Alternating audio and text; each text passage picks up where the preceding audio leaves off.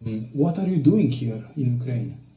My initial goal was to come and fight. I think, everybody around the globe should be motivated to come here and support the Ukrainians and support the army, no matter what gender, age, anything. Everybody should be here supporting the army. But I'm 56, so initially they were like, well, I have no military experience. So they're like, you're not an ideal candidate. So they said, not right this minute. So plan B was to come here to Kyiv and promote getting more people here. We need thousands and thousands and thousands of people here fighting with the Ukrainians. We need, we've got 190 countries around the world, and we need thousands from all of them. If the governments will not send their official military, then we civilians have to pick up the torch and make this thing happen.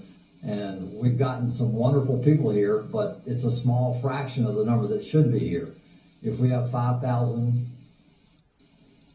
So this is the guy who attempted the second assassination against Donald Trump, the one in Florida, the one that happened September 15th. So there was one that happened in July in Pennsylvania, then there was one that happened in Florida. So he's the second guy. He just had backpacks and a gun, and then they saw him in the bushes, and they shot at him, and then they ran away. So this is the guy, just a video. He was in Ukraine, and he got interviewed. So this is just some of his thinking, some of his thoughts, at least at that time. The world needs to respond. Why world leaders are not sending military is beyond me. We're going to have to elect new leaders the next go-around that have a backbone and that, have the fortitude to say, hey, we're not going to tolerate this type of behavior. This type of behavior is unacceptable anywhere, any place, So it's totally unacceptable. And why people are not responding, I do not know. What impressed you the most since you are here? My trip to Irpin was pretty emotional. So, going and seeing the buildings that were burned and destroyed and things of that nature. I think more emotional for me is what's incredible is that you actually have the Trump v. U.S. decision.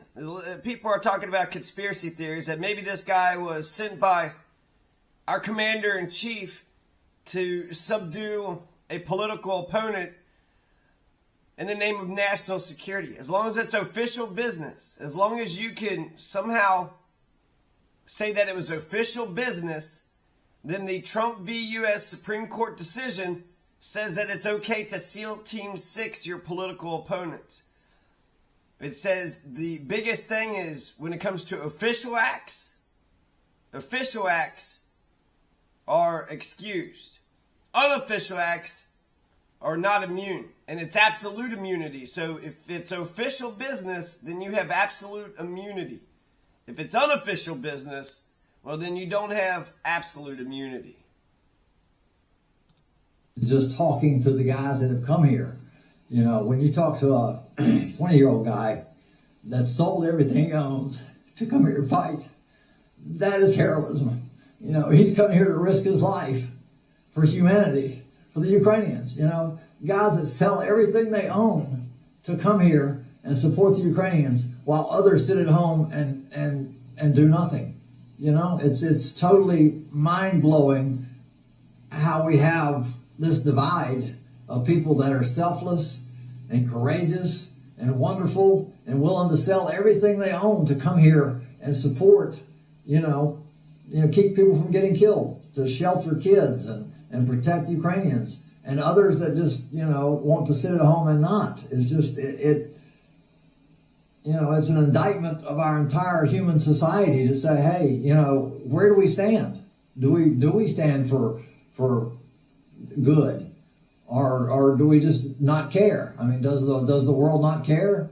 That's the feeling that I wrestle with every day in my interactions with everybody. Every one of us is responsible for the outcome of this war. Every one of us, by our actions and what we do. And, when I call back home and say, hey, I need $5 so I can, put enough money together to get a vest for a Ukrainian, and I get no response, I'm like, I'm not sure that the world is as wonderful as I once thought it was. I had thought that everyone would respond very generously and unselfishly, and you don't have to come. But if I ask for $5 to buy a vest to save a Ukrainian life, it seems like that would be a no-brainer. But I increasingly get more disappointed in humanity, and I'm beginning to question whether or not we're going to end up on the right side of this equation. When I think about the rule of law is that everybody has to obey the law, so nobody's allowed to rape, murder, maim, steal, torture, assault, murder. Nobody's allowed to hurt anybody else. That's the rule of law, is everybody has to obey the law. But with the Trump immunity, or I would say presidential immunity, Trump v. U.S. 2024, this is saying that there are some people who's above the law. The law is not king. I once heard that this isn't a nation of men, it's a nation of laws. And therefore, it's not lex is rex. It's not rex is lex, but lex is rex is lex. The king is the law? No. The lex is rex. The law is the king.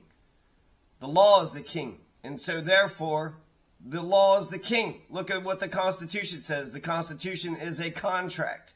And that contract says that we have, individual freedoms, let's just say. So when they say they have absolute immunity for their powers, well, you can't infringe upon our freedoms. That's, a lot of people would say you have freedom, but not absolute freedom. Well, how can you have absolute power? So it's like tyranny versus freedom. Which one's going to win? Tyranny versus freedom. Then you also have power corrupts, but absolute power corrupts absolutely. And they're given absolute immunity for official acts. And there's also immigration, trade, you can push bills in Congress. You got the power of the pardon. And then he's the commander-in-chief. So if the commander-in-chief sees a national security threat and a political opponent, which if he's the king or the queen, if the queen sees you as a threat, and therefore, there's 34 felonies, he's trying to execute the law. So if they try to execute the law, if they think that there's a problem with immigration or trade, in a way you can SEAL Team 6 your political opponent. You can't just go after your political opponent, and because they're your political opponent, you'd have to give some pretense. But if you're able to say that it's official business, if you're able to turn your unofficial business into official business, it's like, man, I really hate that damn candy. That damn candy keeps on giving me stupid ass faces. So personally you don't like her, but then she said something about some teacher. I don't know, back in high school. But then, I had to save the school, She said some crazy shit. I didn't know if she was going to hurt the teacher. I didn't know if she was going to do so. Preemptively, I had to do some official business, and I had to arrest her and detain her and citizens arrest her, put her in the county jail. I just turned some personal beef into official business. So all you have to do is basically be a little bit smart about shit. And the Constitution does define the powers of the presidency, but it also defines the power of Congress. So not only are you up against individual rights, you're up against the states' rights, and you're up against the other two branches. You're up against Congress itself. And in a way, Supreme Court kind of cut their own dicks off with this decision. So you are working with the International Legion. Yes. And you are trying to convince people to help, to donate, and to join. Yeah.